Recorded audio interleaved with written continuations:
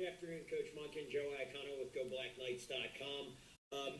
When a team starts off 1-4, albeit against really good competition, like you mentioned, there's clearly a lot of things to correct, and you've mentioned that before as well.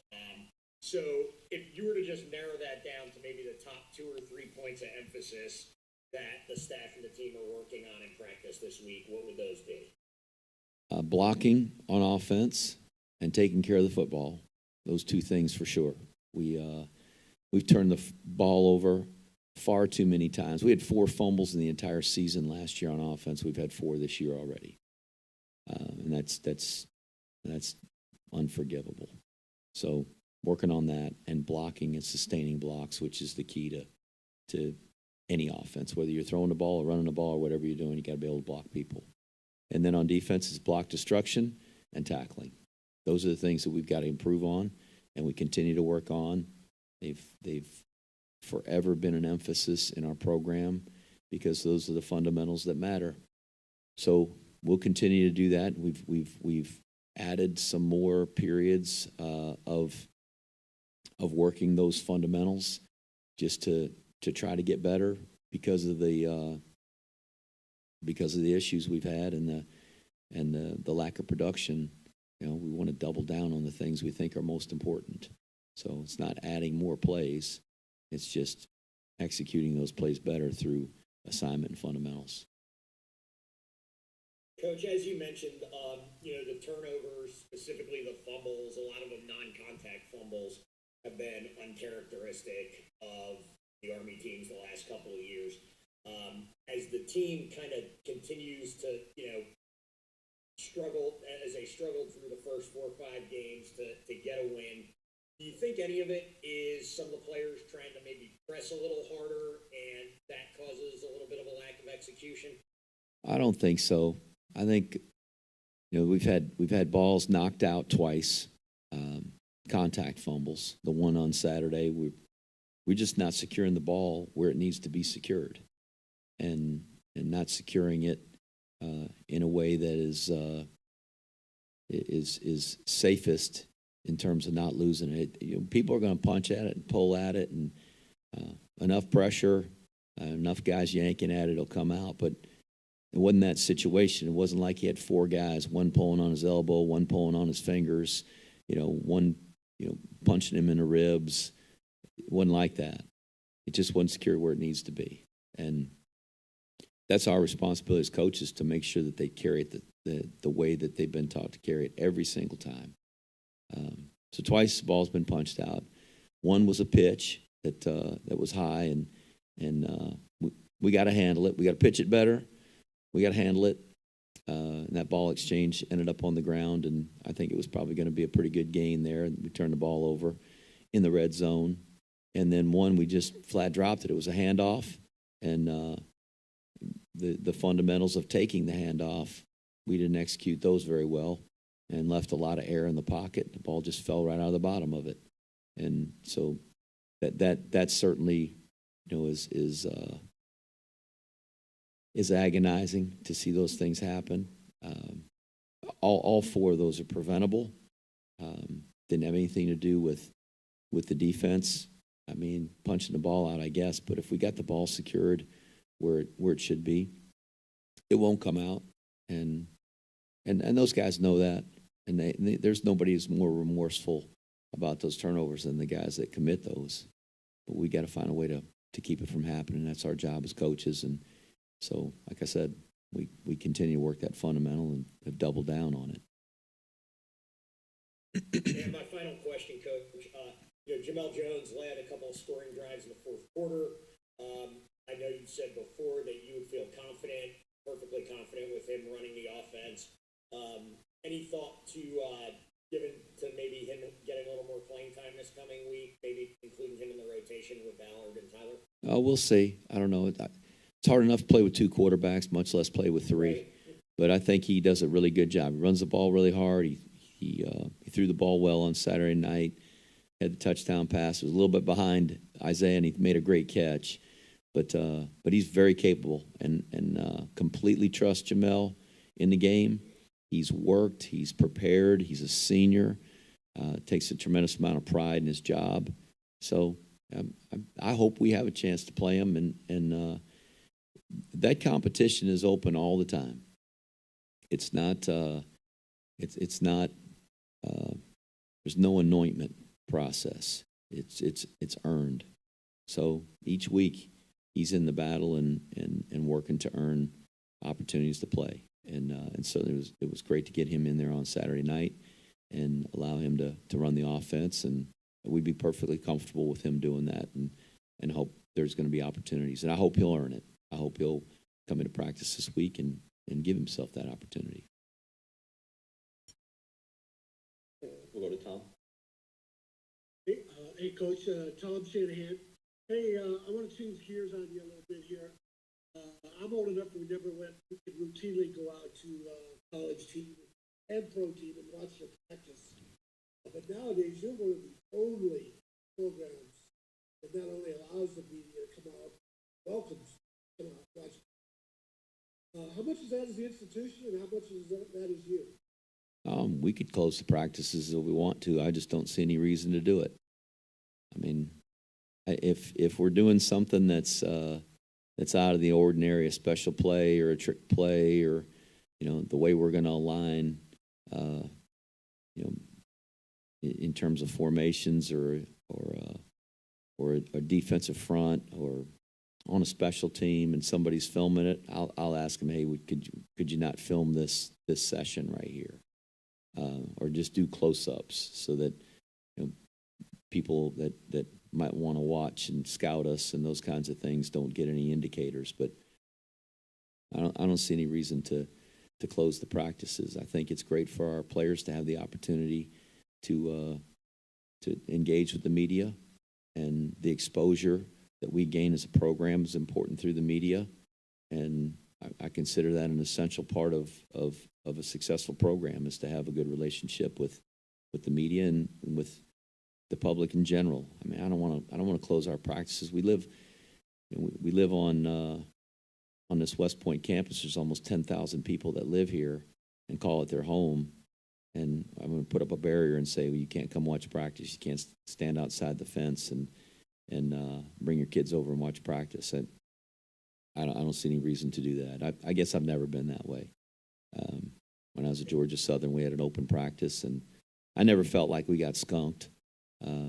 There's times now we send some scouts around at times here, and are checking, to see if anybody might be lurking around in the corners, or looking from a window that of an area of a building that might not get a lot of traffic. I can tell you we do that to try to make sure that nobody's skunking us or checking out of practice. But if people want to do that and they want to work that hard to come in and watch practice without us knowing, or send somebody to stand outside the fence that might look like just a passerby, so be it. I mean, that's their business. But we don't do that to other people, and I guess I just assume the people that come to watch have an interest and like our team or live here, and certainly I like having the media out there, and I like for our players to be able to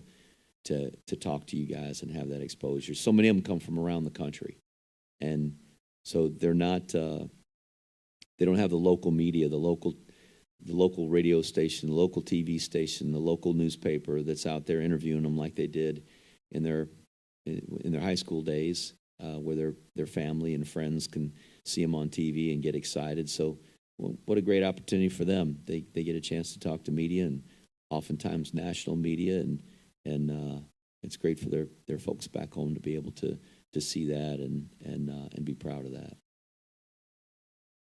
Okay, and then similarly, a lot of schools limit the number of players that are available. Maybe a handful of stars if you trust, say the right things. But you pretty much make the entire roster available. The different days that you bring out kids from start of training camp up until now. What are your? I assume you have similar thoughts there. You just trust your kids. Yeah, for all the same reasons. We train our guys on on what to say and how to say it.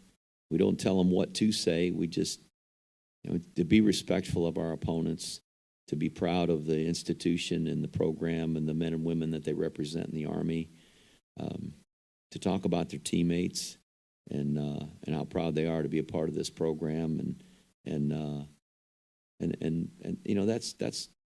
that really is all that needs to be said in everything that they're asked. And it's not a canned answer. They're going to answer the question that's asked, but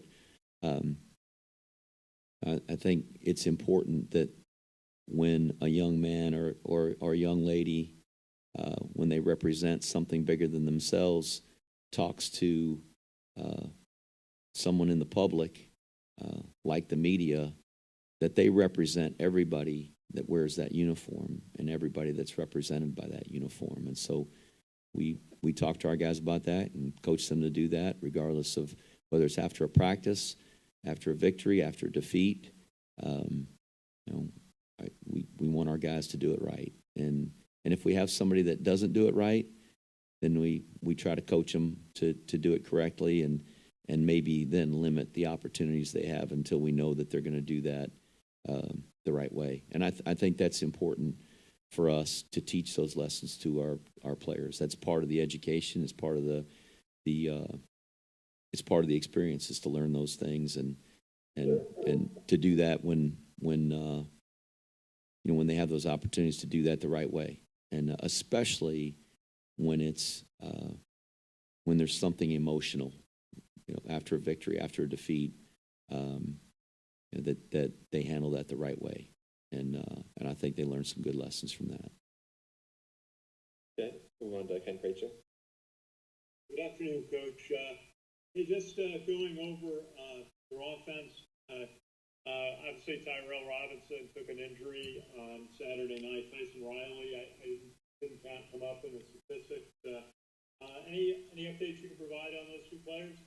Hoping they get healthy. That's the biggest thing I can say right now. It's obviously early, and Tyson didn't make the trip with us, and had been injured, as you know, from the game before. And Tyler got hurt on Saturday night, and we're hoping he'll get healthy for this weekend. But those aren't the only two. We got several guys that are in the training room right now, and we want to get them healthy and have them ready for this weekend, and certainly as we continue this season. There's a lot of football left to play, so we want to have a healthy team, and it's something we're concerned about right now. And just players to step up.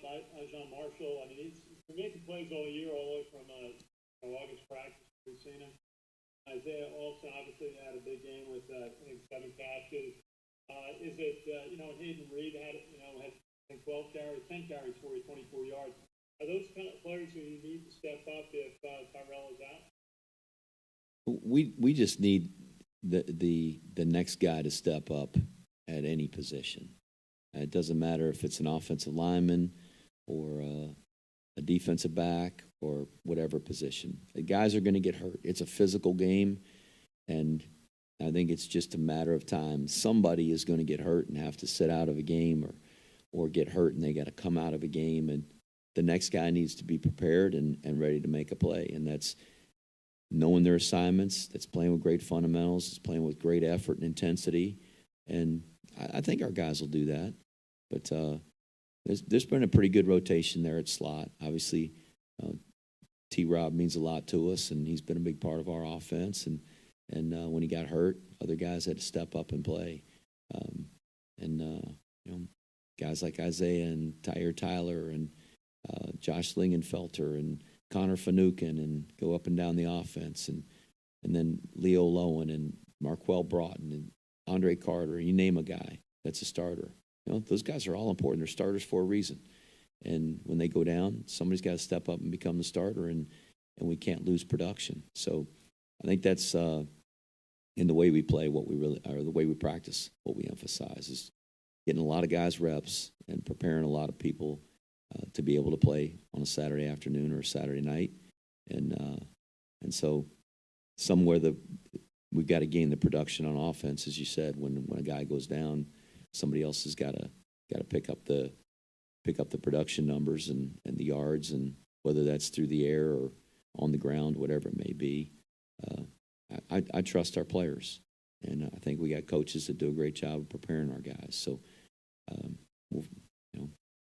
we'll play, and we'll go out there on Saturday. I don't know who's going to be dressed out. I hope they all are, but if they're not, we're going to field a team. We're going to play the best we can, and hope we can find a way to the victory circle. Let's ask about defense. Leo Lowen, every week it seems like he's leading the team in tackles. Had another 11 on Saturday night. And Peyton Hampton really seems to be emerging as a key linebacker for you. And then it's just Andre Carter. It seems like every week is double team block. How do you feel about how the linebackers are doing? I think those guys are doing a good job. It's been good to see Leo, the transition from safety to linebacker. He made that transition last year, and he's just continued to improve. We obviously want to get to a point where we're not missing any tackles. He's making a lot of tackles. He missed some, and that bothers him. I know quite a bit. He wants to be 100% on those, and he's just such a tough kid and such a great competitor. That's how he's going to be natured. But he's getting a lot of people to the ground and improving each game that he plays, and playing better now than he certainly did at the beginning of the year. And that's a big positive for us. I hope that'll continue. Been really proud of Peyton Hampton. This is his first time he started as a linebacker for us. He's played on special teams and been a regular on special teams for us and been very productive. But to see him step up like he did, he made a great play on a pass play down the middle to their tight end and knocked the ball out. He's made some really good plays for us. And Andre Carter is just an extremely talented guy. Whether it's getting double teamed or the scheme Saturday night, they are so good about hiding the ball and putting it in the running back's stomach. And you got to be really cautious about the way you attack the passer and attack the run game from the secondary and all. It just forces you to do a lot of things differently, and that probably slowed him down a little bit, and just his consciousness of being in a position to contain the quarterback and play the run. And so he's a really good player because he doesn't have the sack production right now that maybe he did at this point a year ago. Doesn't take away from his ability and what he's capable of doing. So a really good player, and we're doing everything we can as a defensive staff to free him up and let him rush the passer because he's really good at it. But they got coaches that are good too, and they find ways to keep him from being such a factor, and that's just football. So I think that's a good group of guys. And then Jimmy Charlo, who plays to the field, is more like a nickel guy, but he's much like Leo, transitioned from safety a little closer to the box, and Jimmy gets better and better the more he plays. First time as a starter this year, been a special teams guy, and with the graduation of Malcolm Morrison, he's taken over and he's just getting better every time he plays. Colgate, they have a sign for 45% completion rate. It seems like he runs the ball pretty well. He's got 2 games running over 80 yards. They run the ball. They run the ball pretty effectively, and they've outrushed their opponent, which to me is a great indicator of having a good offense. And they haven't seen the results in the win-loss column, much like us. But I think they got a good, tough football team. He's a good player. He's a competitor, throws the ball well, and just very poised and mature for a guy that's just a sophomore. Ken McMillan? Hi, Jeff. Ken McMillan from The Record. Jeff, what's your thought about facing FCS teams? And can you offer a little bit more about what Colgate presents? I thought about facing FCS teams. I don't really know kind of what you're asking me there. my thought. I mean, you could go exclusively against FBS teams, but West Point has traditionally scheduled FCS teams. Is there? Alabama plays an There's something to FCS that? team. Clemson plays an FCS team. Georgia plays an FCS team. Everybody in America plays an FCS team. So, I mean, I don't know that we're different from those other teams. We happen to play 2 this year, but, you know, we were also scheduled to play 2 Power Fives this year. So we could exclusively not play any Power Fives, which there's other teams that exclusively don't play Power Fives. But we don't choose to do that either. So I think we can't beat a Power 5 school on a prospect, for sure. I mean, that's just not who we are. But there's a lot of Group of 5 schools that can't beat Power 5 schools on prospects. So when you play a Power 5 team, certainly the raw talent on those teams is going to be superior to us, to other Group of 5 teams. But understand that we have to recruit against FCS teams for our recruiting pool. And I will tell you, Ken, we don't win most of those battles. If a guy has a full scholarship offer at another school, it's hard to win. And it has nothing to do with our school, has nothing to do with our football program, has nothing to do with the way we recruit. I mean, we recruit our ever-living butts off. And it has 100% to do with a military commitment. And at 17 years old, it's just really difficult for a high school student to commit to the military at 17 years old, knowing that that military commitment isn't going to be over until he's 27 or 28 years old. So that's half his lifetime so far. So playing an FCS team for us is as much of a challenge as playing anybody. And I think that we have this conversation every time we play an FCS team. I scratch my head. I mean, Colgate's got guys that we offer scholarships to.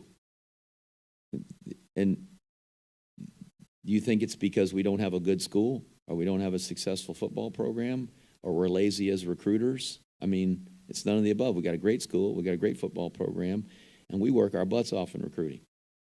And recruit as hard as anybody in the country, but it's just hard. So I don't have any problem playing with an FCS team. In fact, I find it to be a real challenge every time we play one, just as I do an FBS pro. Villanova was ranked in the top 10 in the FCS when we played them, and Colgate has won 7 conference championships in the Patriot League in, I don't know, the last dozen years. I mean, they're maybe 10. They're one of the most successful teams in that division. Have played for a national championship. So, I mean, that's a good football program. So that's how I feel about playing FCS programs. It's as much of a challenge as playing any other team. And then playing Colgate, I think they got a good football team. I think they're really well coached. The head coach has been there for, I mean, forever.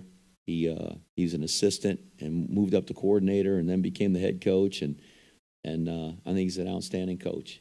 And they got a tough football team, and they're going to give us everything that we can handle. I don't have any doubt about it. Jeff, I know you just said a few minutes ago that it's next guy up mentality, but how much do you think you've had to alter your offense and defense based on injuries? We don't alter it.